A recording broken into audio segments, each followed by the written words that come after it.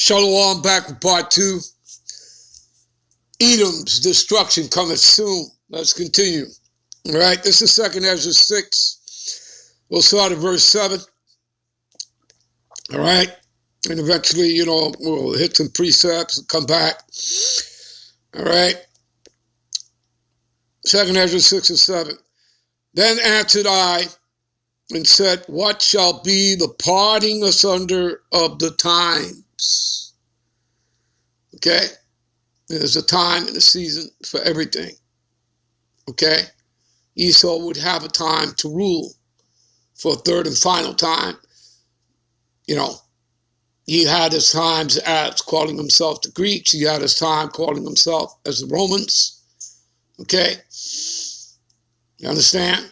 In America, Babylon the Great simply represents, along with the EU and NATO, the last leg and extension of the revived Roman Empire.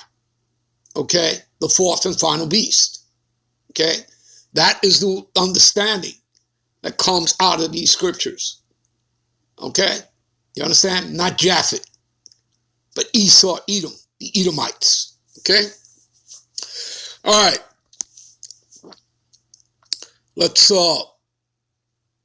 Let's continue here.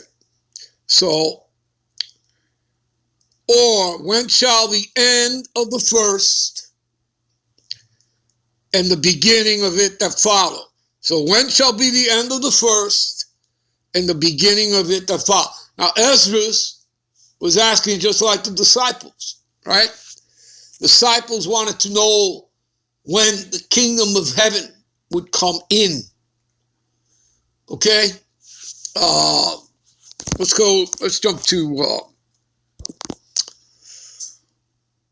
to Matthew's. All right? Let's jump to Matthew's.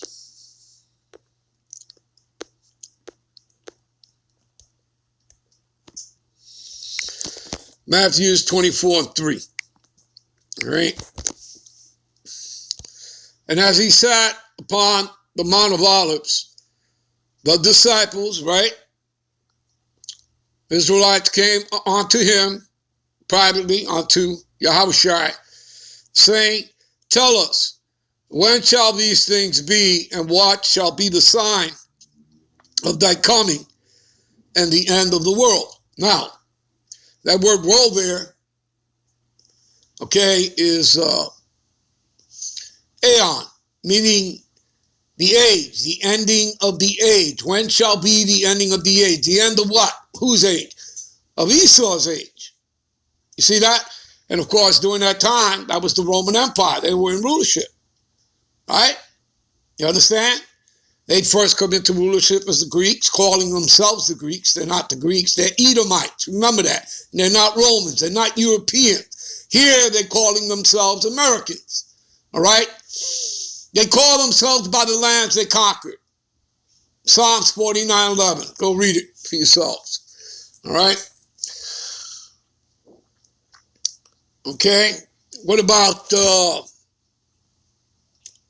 Acts 1:6, right? Acts, the first chapter. All right. Acts 1:6. When they therefore were come together, they asked him, right? These are the disciples again. All right. This is just prior to what? Him ascending up into the clouds. All right. A chariot. That's a metaphor for the chariot, right? Okay. So this is just prior to Yahushua being taken up into a chariot, saying, Lord, will thou at this time restore the kingdom of Israel? To Israel. You see, they were always asking him that. Well, Lazarus is no different. All right? When shall be the end of the first and the beginning of it that follows? Right? You understand? Okay, and what you people need to understand too, okay, what does it mean, the kingdom? Well, the kingdom is here on earth. It's talking about rulership, people. Right? It's talking about rulership. Let's show you that. Okay, give me a minute. This is Luke 12 and 32, right? You all should be familiar with this. Fear not, little flock, for it is your Father's good pleasure to give you the kingdom. Unto who? To the world? No, to Israelites, all right? So let's show you what the kingdom is talking about, all right? We're going to go to the word kingdom. Strong's G 932. Basileia. Basileia. All right, Basileia, what does it mean? Royal power, kingship, dominion, rule, rulership. Do you understand?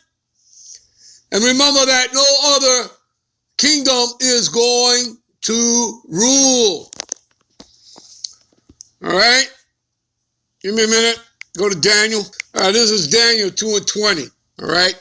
The key point is at 21, but I'll start at 20. Daniel answered and said, blessed be the name of the Most High. All right? We always say Yahweh B'Shem Yahweh Shai. All right? Forever and ever.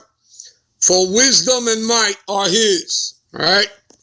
Belongs to the Heavenly Father Yahweh.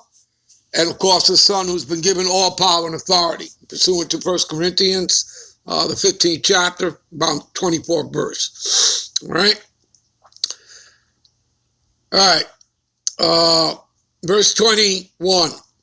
And he changeth the times and seasons. You see that? Right? Yahweh B'Shem Yahweh Shai, the Heavenly Father, his Son, now who has, all power and authority. He changeth the times and the seasons. He removeth kings, and he setteth up kings. You see that? And that's all through history. He set up all the kingdoms, the Egyptian kingdom, and he took it down, right? As a matter of fact, in Romans the 9th chapter, the Lord tells you what he's going to do to Esau. It was basically the same thing he did to the Pharaoh. He uses the Pharaoh as an analogy, all right, that he set Esau up so that at the end he can come and destroy him so that his name and his son's name could be declared throughout the earth. There you go, people. Romans the 9th chapter. Read it from verse 9, start at the 11th verse, read on down to the 23rd verse. All right? So you can get some understanding about that. All right. So he changeth the times and the seasons. He removeth kings. He setteth up kings. He giveth wisdom unto the wise and knowledge to them that know understanding. And everybody does not have understanding about the scriptures. Just like many people walking around claiming, to be high IQ people and all that nonsense, when many people don't even have common sense. All right? All right.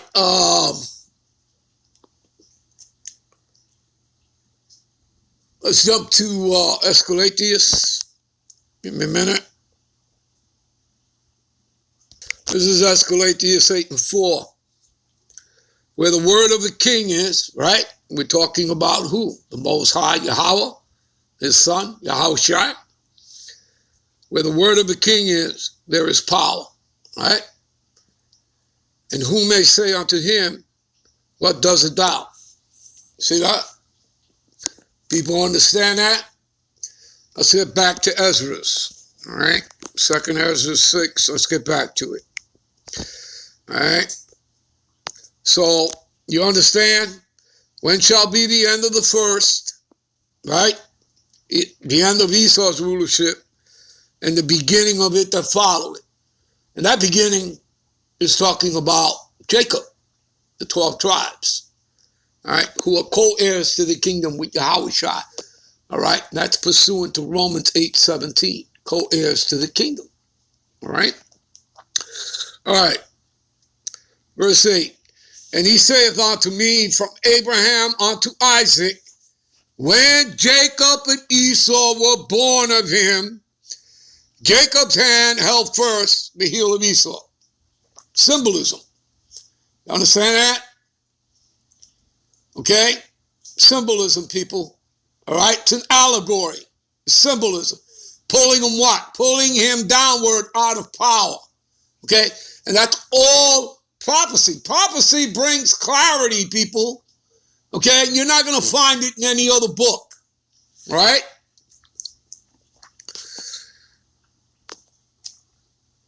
Let's jump to Isaiah 46 and 10. All right? Give me a minute. Now, this is the Lord speaking, declaring the end from the beginning. You see that? What is that? That's prophesying. Right? And from the ancient times, right? The things that are not yet done. The Lord saying, prophesying the things that are not yet done from the ancient times. You see that? Declaring from the end. Declaring the end from the beginning. So before something happened, from the beginning of time, before the foundation of the world, the Lord was prophesying his movie exactly how it would go. Okay? So declaring the end from the beginning, from the ancient times, saying the things that are not yet done, saying, my counsel shall stand. So Esau cannot stop, change, or alter prophecy. His destiny was already written out before he was created. Just like for the Israelites, ours was as well. You understand? Because this is the counsel of the Most High. You understand? And the Lord never changes. Malachi 3 and 6. You understand that, people? And I will do all my pleasure, as he says here. All right? So everything, right, is according to the will of the Most High. All right? And his counsel shall stand. All right? And let's further prove that point. Give me a minute. This is Escalatius 18 and 3, also known as Sirach. Who governeth the world with the palm of his hand, and all things obey his will. I repeat, all things obey his will. The animals, everybody. Okay? So he controls Esau. All right? Everybody has their part to play in this movie. The wicked, which is Esau, the elect of Israelites, okay? The 2/3 of Israel that are going to die on this side. Everybody's playing their part.